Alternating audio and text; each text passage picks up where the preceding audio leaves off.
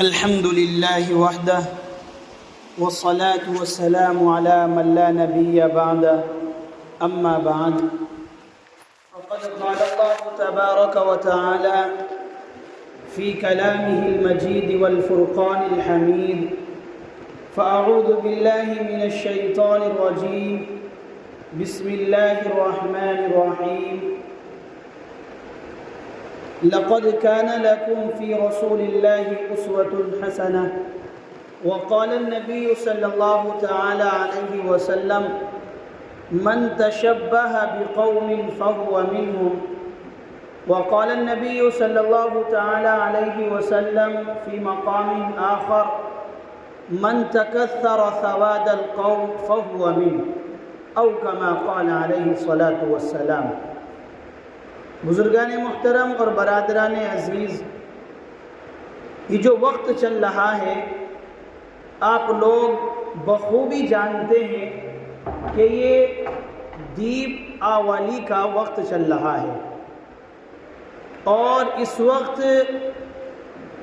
صرف یوپی یا ہندوستان ہی نہیں بلکہ تقریباً دنیا کے جس کونے میں اس مذہب کو ماننے والے لوگ رہتے ہیں سب جگہ اس تہوار کو منایا جا رہا ہے، اور غالباً یہ ان کے مذہب کا سب سے بڑا تہوار مانا جاتا ہے، اور اس کو بہت خوشیوں کے ساتھ منایا جاتا ہے۔ جہاں کتنے تہوار ایسے ہیں کہ اس میں کچھ نقصانات بھی ہوتے ہیں، وہیں یہ تہوار بھی اس طرح کا ہے، لیکن وہ ان کے اپنے مذہب کے اعتبار سے کہ ان کا مذہب اس کی اجازت دیتا ہے وہ ان کاموں کو کر رہے ہیں۔ میں نے سوچا کہ ذکر کس چیز کا کیا جائے، لیکن سمجھ میں کچھ نہ آیا، سمجھ میں کچھ نہیں آتا کہ چھیڑوں داستہ کیسے۔ ہمارے ایک جاننے والے ہیں، کل دوپہر سے شام تک میں ان کے ساتھ بازار میں کچھ سامان کی خرید و فروخت میں رہا، تو میں نے جگہ دیکھا کہ جگہ بغیر وقت کے بازار لگا ہوا، اور بازار کس چیز کا تھا؟ بازار مچھلیوں کا تھا۔ میں دیکھنے لگا کہ نہ منگل ہے، نہ بدھ ہے، نہ ہفتہ ہے، آج تو جمعرات ہے، اور جمعرات کا بازار اگر لگتا ہے تو شاہ ولایت پر، اور وہاں تک میری پہنچ نہیں، وہاں تک میں پہنچا نہیں، تو جگہ مچھلیوں کے بازار لگے ہوئے۔ جو صاحب گاڑی پر تھے میں نے ان سے پتہ بھی کیا کہ یہ کیا وجہ ہے، انہوں نے کہا کہ کل کو دیپاولی ہے تو مچھلی کی خرید و فروخت چل رہی ہے۔ اور میں نے بہت باریکی کے ساتھ یہ نوٹس کیا کہ ان بیچنے والوں کو تو میں جانتا نہیں، کم از کم خریدنے والوں کو باریک نگاہ سے دیکھا جائے کہ یہ مسلم ہیں یا غیر مسلم، تو مجھے تمام کے تمام خریدار وہ مسلمان نظر آئے۔ تو یہ کل کے دن مچھلی کی خرید و فروخت اور مچھلی کا بننا، اور آج کا دن، اور ابھی 2-4 دن باقی ہے، ان دنوں میں اس رسم کو گھر کے اندر لانا اور اس تہوار کی مناسبت سے لانا، تو میں نے سوچا کہ کل کو کچھ ذکر ہو یا نہ ہو، اب دیپاولی کا ذکر ہوگا۔ اب اگر راون اور لکشمن اور سیتا اگر ان لوگوں کا نام آئے تو آپ یہ نہ سوچیں کہ مسجد میں یہ ذکر کیوں ہو رہا ہے۔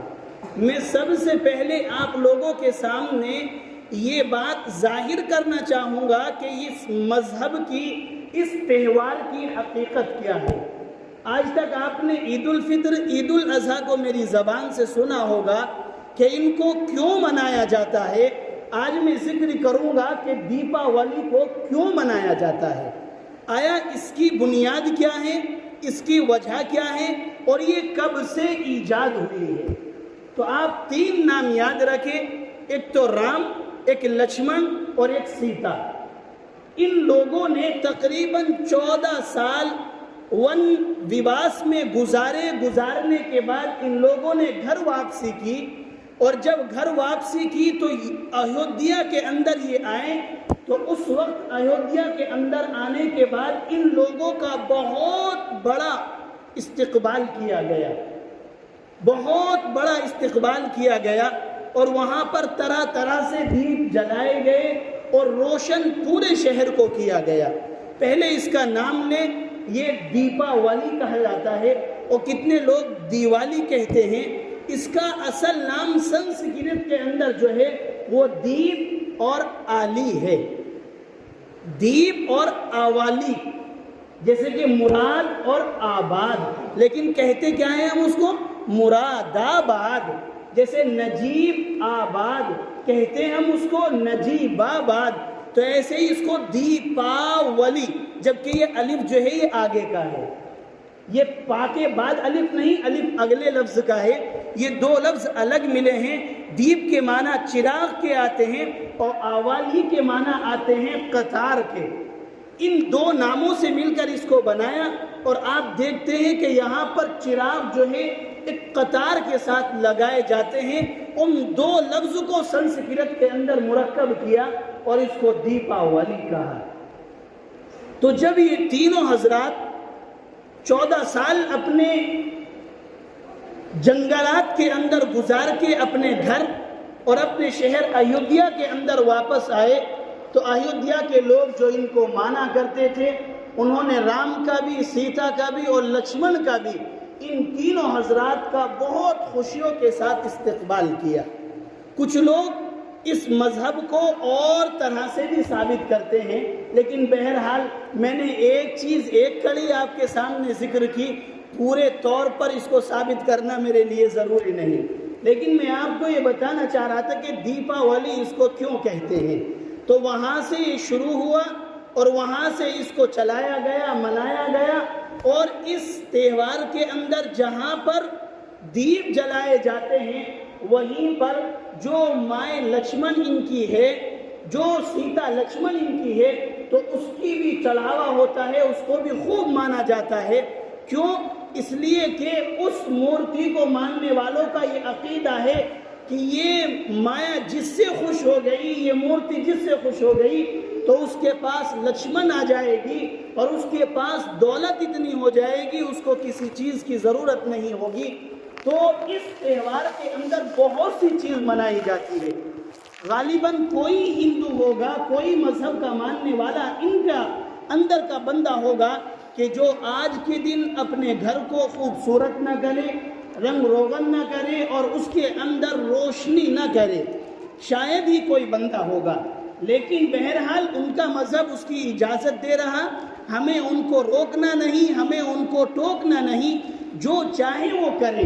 لیکن اس دن ایک بات یہ دیکھی جاتی ہے، اور میں نے غالباً گزشتہ سال بھی یہ چیز دیکھی کہ انجم کالونی کے اندر میں رہتا ہوں اور بہت اچھی سے جانتا ہوں کہ یہاں پر کتنے مسلمان اور کتنے غیر مسلم رہتے ہیں، لیکن اس کے باوجود میں نے خود نے گزشتہ سال، رات تو میں نے دھیان نہیں دیا، رات میں کسی چیز میں الجھا ہوا تھا اور رات کے 12 ایسے ہی بج گئے، وہ وہاں سے اٹھے اور گھر کے اندر محلے میں نے کچھ دیکھا نہیں، لیکن گزشتہ سال میں نے یہ دیکھا تھا کہ اس تہوار کے دن کچھ مسلمان لوگوں نے بھی اپنے گھر کی سجاوٹ کر رکھی اور اپنے گھر کے آگے جھالر کو لٹکا رکھا اور اپنے گھر کے اوپر دیپ جلا رکھے۔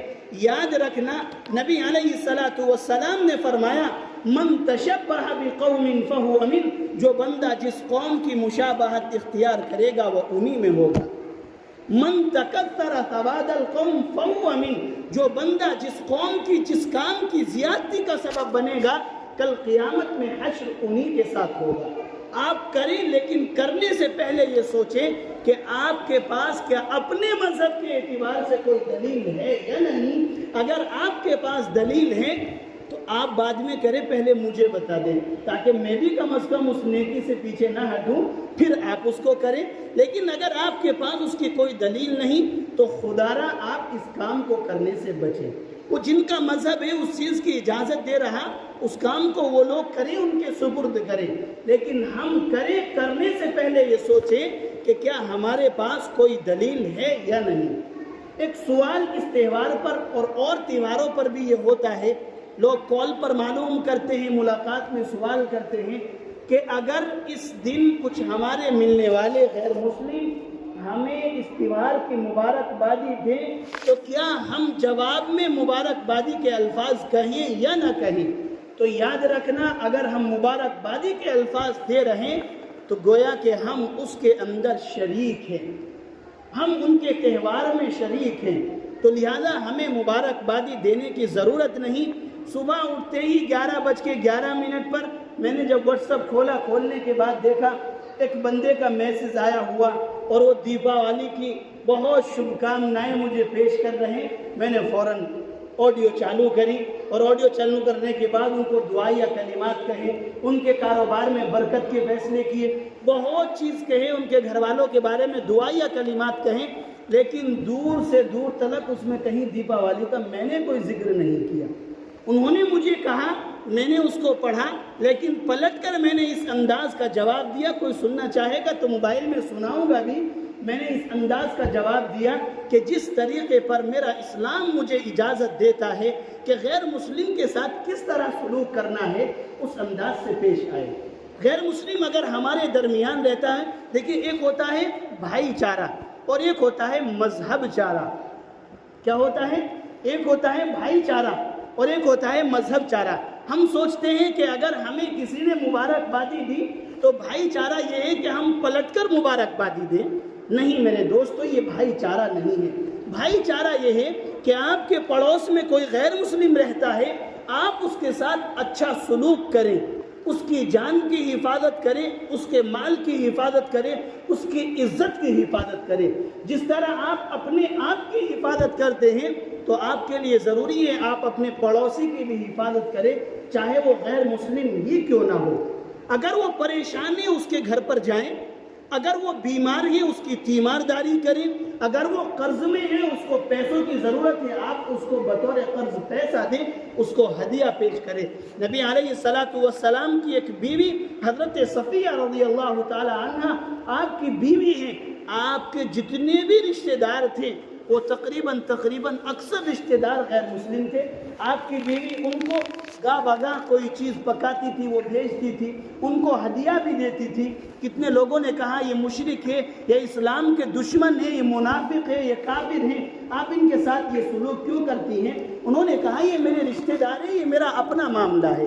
تو آپ کا کوئی پڑوسی ہے، آپ حد درجے اس کے ساتھ انسانیت دکھائیں، وہ غیر مسلم ہی کیوں نہ ہو۔ یہ اسلام کا درس ہے، یہ اسلام کا سبق ہے۔ دوسری چیز بھائی چارہ یہ ہے کہ اس کے یہاں کوئی خوشی ہے، تہوار نہیں، کوئی خوشی ہے، بچے کی پیدائش ہوتی ہے یا اسی طرح کوئی شادی بیاہ کا فنکشن ہے، آپ اس میں جا سکتے ہیں، اپنے فنکشن میں غیر مسلم کو بلا سکتے ہیں، یہ ہوتا ہے بھائی چارہ۔ لیکن مذہب کے وقت آپ اس کے ساتھ کاندھے سے کاندھا ملا کر کے کھڑے ہوں اور جس انداز سے وہ اپنے مذہب کو منا رہا آپ بھی برابر کے خوشی میں شامل ہو، یہ بھائی چارہ نہیں، یہ مذہب چارہ ہے جس کی شریعت اجازت نہیں دیتا۔ بھائی چارے کی کھل کر کے اجازت دیتا ہے۔ آپ صلی اللہ علیہ وسلم سے بڑھ کر کسی کے اخلاق نہیں ہو سکتے۔ سیرت کو بیان کرنا مقصود نہیں، آپ صلی اللہ علیہ وسلم نے ان کافروں کی دعوت کی بھی ہے اور دعوتوں پر گئے بھی ہیں۔ جس بندے نے، جس مشرک نے، جس منافق نے آپ صلی اللہ علیہ وسلم کو زہر دیا تھا، اس نے آپ کی دعوت کی تھی اور آپ صلی اللہ علیہ وسلم اس کے دسترخوان پر حاضر ہوئے تھے۔ اس سے ثبوت ملتا ہے۔ پھر اسی سے ہٹ کر ایک بندہ نبی علیہ السلام کے پاس آتا ہے، آنے کے بعد آپ کے پاس مہمان بن کر رہتا ہے، صبح میں آپ کو تکلیف دے کر بھی جاتا ہے اور آپ کو معلوم بھی ہے کہ یہ بندہ ایمان میں داخل نہیں، یہ مومن نہیں۔ آپ صلی اللہ علیہ وسلم نے اس کی مہمان نوازی کری اور اس انداز سے کہ اشارہ دیتا چلوں کہ صبح کو اس نے سوچا کہ پوری رات میں آپ صلی اللہ علیہ وسلم کو کوئی نقصان نہیں پہنچا سکا، چلتے چلتے کیا کام کروں جو آپ کو تکلیف ہو۔ وہ آپ صلی اللہ علیہ وسلم نے جو اس کو بستر دیا تھا، چلتے وقت اس بستر کے اوپر پاخانہ کیا اور چلا گیا کہ جب آپ صلی اللہ علیہ وسلم آئیں گے تو اس پاخانے کو دیکھ کر کم از کم آپ کو تکلیف ہوگی، اور میرا مقصد ہے کہ نبی کو تکلیف پہنچانا، میں اس لیے پاخانہ کر دیتا ہوں۔ لیکن وہ وہاں سے بھاگتا ہے، تلوار آپ صلی اللہ علیہ وسلم کے بستر پر چھوڑ دیتا ہے، اپنے شہر میں داخل ہونے والا ہے۔ لیکن وہ زمانہ ایسا تھا کہ اس زمانے میں، تھوڑی سی رک کر کے بات کہوں کہ یہ زمانہ وہ ہے کہ اگر نوجوان کے ہاتھ میں خون نہ ہو تو شان و شوکت میں فرق آتا ہے۔ وہ زمانہ ایسا تھا کہ اس زمانے میں اگر لوگوں کے ہاتھ میں تلوار نہیں ہوتی تھی تو ان کو چلتے ہوئے شرم آیا کرتی تھی۔ ان کو لگتا تھا کہ تم نے عورتوں کی طرح اپنی کلائی میں چوڑیاں پہن لی، اگر ہاتھوں کے اندر تلوار نہیں ہے وہ دشمن ہیں، آپ صلی اللہ علیہ وسلم کو تکلیف دے کر آ رہا، آپ کے بستر پر غلاظت کر کے آ رہا۔ لیکن آپ سوچیں کہ اس وقت کی شان و شوکت کیا ہوگی۔ وہ شہر میں داخل نہیں ہوا، پلٹ کر آپ کے دروازے پر گیا اور سوچا کہ جو بھی ہوگا وہ سہ لیں گے، لیکن بزدلی کے ساتھ اپنے شہر میں داخل نہیں ہوں گے۔ نبی کے دروازے پر گیا صرف تلوار اٹھانے کے لیے کہ تلوار کو لے کر کے آتا ہوں۔ نبی نے اس دشمن کے ساتھ یہ سلوک کیا کہ جب وہ آپ کے دروازے پر پہنچا تو اس نے دیکھا کہ نبی علیہ السلام ہے اور آپ کا ایک غلام ہے، دونوں مل کر کے ایک کپڑے کو دھو رہے ہیں جس پر میں غلاظت کر کے آیا ہوں، اور وہ غلام کہہ رہا ہے کہ یا نبی اللہ، یہ کپڑا مجھے دے دیجئے، میں دھو لیتا ہوں، آپ اپنے ہاتھوں کو گندا نہ کریں۔ تو پلٹ کر آپ صلی اللہ علیہ وسلم کہہ رہے ہیں کہ یہ مہمان میرا تھا، خدمت کرنا بھی میرے ہی ذمے ہے، تمہارے ذمے اس کی خدمت کرنا نہیں ہے۔ یہ کافر بندہ، یہ منافق بندہ باہر کھڑے ہو کر کے نبی علیہ السلام کے ان کلمات کو سنتا ہے اور آ کر کے آپ کے قدموں میں گر جاتا ہے اور مسلمان بن جاتا ہے۔ تو نبی نے تو اس انداز کا سلوک کیا۔ نبی علیہ السلام کی زندگی سے یہی معلوم ہوتا ہے کہ ہمیں غیر مسلموں کے ساتھ بھائی چارہ کرنا ہے، ہمیں غیر مسلموں کے ساتھ انسانیت والا معاملہ کرنا ہے، لیکن مذہب چارے سے بچنا ہے۔ ہمیں وہ مبارکبادی دے رہے ہیں، اس وقت اپنے آپ کو کنٹرول کریں۔ اسی طریقے سے ایک مسئلہ معلوم کیا جاتا ہے کہ تہواروں پر آئی ہوئی مٹھائی کو استعمال کیا جا سکتا ہے یا نہیں۔ تو یاد رکھیں، وہ مٹھائی اگر کسی پر چڑھاوا کر کے آئی ہے تو اس کا کھانا بھی ناجائز اور کھلانا بھی ناجائز۔ لیکن اگر آپ کو معلوم ہے کہ اس نے بازار سے خریدی، یہ میرے ساتھ تھا اور میرے بیوی بچوں کو اس نے دے دی اور مجھے ہدیہ کر دیا، تو اس کا کھانا درست ہے۔ لیکن چڑھاوے کی چیز، کیونکہ وہ مشرک کا ایک فعل ہے، اللہ تعالیٰ کے علاوہ کسی کو معبود مانتے ہوئے وہ میٹھا کسی چیز کے اوپر اترا ہے، اس کو بھگوان مانا گیا ہے، اس کو رب مانا گیا ہے، اس کو خالق مانا گیا ہے، اس کو رازق مانا گیا ہے، اور یہ شرک یا عمل ہے، تو اس عمل سے بچتے ہوئے اس مٹھائی کو کھانا بھی ناجائز ہے۔ اب اگر کسی کے یہاں چڑھاوے کی چیز آ جائے تو رزق ہے، مسئلہ تو خود نکلتا ہے نا کہ امام صاحب وہ تو رزق ہے، اس کا کیا کریں؟ اس کو آپ سنبھال کر رکھیں، منع بھی نہ کریں، لینے سے منع نہ کریں، نہیں تو دل آزاری ہوگی اور دوری ہوگی اور دشمنائی بھی پیدا ہوگی۔ آپ اس کو عزت کے ساتھ، خوشیوں کے ساتھ حاصل کر لیں، لے لیں، اور لینے کے بعد اس کو ایک سائیڈ رکھیں۔ تیوہار نمٹ گیا، اس کے بعد آپ انسانوں سے ہٹ کر پرندوں کو، درندوں کو، حیوانات کو، کسی کو بھی وہ چیز کھلا سکتے ہیں، اس کو کھلانے میں کوئی منادی نہیں۔ لیکن کسی انسان کو اگر آپ نے دی تو یہ بھی درست نہیں۔ مجھے چٹکلا یاد آ رہا، لیکن وہ چھوڑ دیتا ہوں کسی کو دینے کے اوپر، کیونکہ وقت مکمل ہو رہا۔ ایک آدھ بات اور تیوہار کے متعلق کہہ دیتا ہوں۔ یہ یہاں پر ایک رسم میں نے یہ دیکھی، خاص کر امروہہ کے اندر آ کر، کہ آج کے دن مچھلیاں بنائی جاتی ہے، مچھلیوں کو خریدتے ہیں۔ اگر وہ 100 روپے نہیں، 500 نہیں، 1000 نہیں، اگر 10,000 روپے کلو بھی مچھلیاں بکنے لگے، تمام امروہہ کے مچھیارے گٹھ بندھن کر لے کہ 10,000 روپے سے 1 روپیہ کم نہیں ہوگا، تو چاہے ایک قتلہ ہی کیوں نہ خریدا جائے، مچھلی ضرور خریدی جاتی ہے اور اس کو بنایا جاتا ہے۔ اور کرا کیا جاتا ہے یہ بھی سوچو، اس مچھلی کے ساتھ ظلم در ظلم، اور پھر اس کے اوپر ذمہ داری، یعنی پہلے مچھلی کو کھا لیا، پھر اس مچھلی کے اوپر ذمہ داری۔ ارے کیا کر رہے ہو؟ وہ رزق تھا، پیٹ میں اتارتے، اس سے طاقت حاصل کرتے، لیکن اتنی ذمہ داریاں اللہ نے نہیں دی، تم نے اس کے اوپر کیوں ڈال دی؟ پہلے اس کو بازار سے لائے، وہیں اس کو کٹوایا، چھلوایا، پوری باڈی صاف کرا دی۔ پہلا ظلم تو، جبکہ ظلم نہیں، لیکن میں اپنے لفظوں میں آج آپ نے اس کے اوپر جو ذمہ داری دی ہے اس کی وجہ سے ظلم کہہ رہا ہوں، یہ ظلم کیا۔ گھر کے اندر لائے، اس کو کھرچ کے صاف کیا، یہ ظلم کیا۔ پھر اس کو تیل کے اندر ڈالا، یہ ظلم کیا۔ مسالے کے اندر بھونا اور اس انداز سے کہ بھاپ باہر نہ نکلے، اوپر سے ڈھک دیا، یہ ظلم کیا۔ اس کے بعد اس کو نوچا، ہڈی بوٹی بالکل الگ کر دیا۔ آدمی کہتے ہیں نا ہڈی بوٹی الگ کر دوں گا، وہ کام اس مچھلی کے ساتھ کیا، اور کرنے کے بعد کیا کیا؟ جتنی بھی اس کی ہڈیاں نکلی، اس کے کانٹے نکلے، ان کو کسی چیز میں کیا اور چھت کے اوپر رکھ دیا۔ اب اس الو کے پٹھے سے معلوم کرو کہ تو نے ان کو چھت کے اوپر کیوں رکھا. تو جواب کیا دیتے ہیں یہ مفتی صاحب, کیونکہ اس وقت تو مفتی آدمی خود بن جاتا ہے. یہ کہتے ہیں جس گھر کے اندر آج کے دن مچھلیاں بن جائیں, تھوڑا انداز ایسے ہوگا کہ سامنے والا بھی خرید کے لائے, جس گھر کے اندر آج کے دن مچھلیاں بن جائیں اور اس گھر کے لوگ مچھلیاں استعمال کر لیں اور استعمال کرنے کے بعد اس کے کانٹے چھت پر ڈال دیں, اس کے اوپر زندگی میں بھی اور کم سے کم پورے سال آج کا دن پلٹ کر آنے تلک کسی طرح کی کوئی کرت نہیں ہوگی.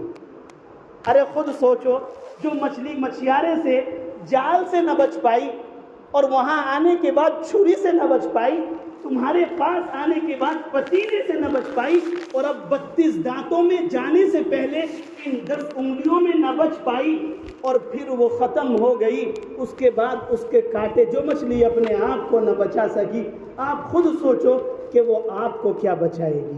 کسی نے ایک تھوڑا سا ایک شعر کہا عجیب سا, کوئی مچھیارا مچھلی پکڑ رہا, وہ کٹوا لے کر آیا, اس نے گینسے کو پکڑا, ایک کیڑا ہوتا ہے جسے چھوٹا سا سانپ ہوتا ہے اس انداز کا, اس نے وہ ایک آدھ منٹ اگر زائد ہو رہی تو معافی چاہوں گا, وقت مکمل ہو رہا, پورے سال یہ بات نہیں آئے گی. اس نے گینسے کو اس کانٹے کے اندر پرویا, بالکل ایسے کر کے کانٹے کے اندر اس کو ڈال دیا. ڈالنے کے بعد اب اس کانٹے کو سمندر کے اندر ڈالا. ڈالنے کے بعد اب مچھلی نے دور سے دیکھا کہ کانٹے کے اندر کوئی چیز ہے, کوئی غذا ہے, کھانے کی چیز ہے. مچھلی اس کے قریب آ رہی ہے. تو جب مچھلی اس کے قریب آئی تو وہ گینسا کہتا ہے اس مچھلی سے کہ میں مرا ہوں تیرے لیے. اس گینسے کو اس مچھلی کو مخاطب کر کے کہہ رہا, کیوں؟ وہ تو بیچارہ اپنی زمین کے اندر رہ رہا تھا, کسی کو تکلیف نہیں دے رہا. وہ کاٹے گا تو کیا اس کا منہ بھی نہیں ہوتا, وہ دونوں طرف سے غلاظت نکالتا ہے. پتہ نہیں اللہ نے اس کا منہ بھی کہاں بنایا. اگر وہ ادھر سے داخل ہو تو زمین کو ادھر سے کھودے گا, ادھر سے پاس کر نکالتا رہے گا, ادھر سے نکالتا رہے گا, اور اگر ادھر سے داخل ہو جائے تو پیچھے سے نکالتا رہے گا. یعنی دونوں طرف سے بالکل آر پار معاملہ ہوتا ہے. اللہ بہتر جانے کیا نظام ہے. تو اس انداز سے وہ زمین کے اندر رہتا, کسی کو کوئی تکلیف نہیں دیتا. تو وہ گینسا کہہ رہا مچھلی سے میں مرا ہوں تیرے لیے اور تو نہ مرنا میرے لیے. کیونکہ مچھلی جو قریب آ رہی اس کو کھانے کے لیے آ رہی, انجام کا اس کو معلوم نہیں. تو یہ گینسا کہہ رہا میں مرا ہوں تیرے لیے اور تو نہ مرنا میرے لیے. اب انجام کیا ہوگا؟ اگر تو مر گئی میرے لیے تو باہر کھڑا ہے تیرے لیے. تو میرے دوستو, جو مچھلی اپنے آپ کو نہ بچا سکی وہ آپ کو کیا بچائے گی؟ خدا را آپ لوگ اپنے مسلک, اپنے مذہب کے اعتبار سے دیکھیں کن چیزوں کا آپ کو حکم دیا جاتا ہے, ان پر آپ عمل کریں, ان کو انجام دیں. غیر مسلموں کو تیوہار سے, ان کی رسومات سے آپ اپنے آپ کو بھی بچائیں, اپنے بچوں کو بھی بچائیں. نہیں تو اس چیز میں اگر شامل رہا جائے, ڈر کر کے یہ بات کہی جاتی ہے کہ کہیں ایسا نہ ہو ایمان سلب ہو جائے, کیونکہ صحبت کا اثر پڑتا ہے. جس کے ساتھ آدمی رہتا ہے, اگر آدمی آپ کے پاس بیٹھ جائے اور ہوشیار ہونے کی وجہ سے کپڑوں کو بچا لے تو دھوئیں اور آنکھ سے نہیں بچ سکتا. اس لیے آپ لوگ اپنے آپ کو بچائیں, اپنی اولاد کو بچائیں. دعا کریں جو کچھ کہا گیا اللہ تعالی عمل کی توفیق عطا فرمائیں. آمین. وآخر دعوانا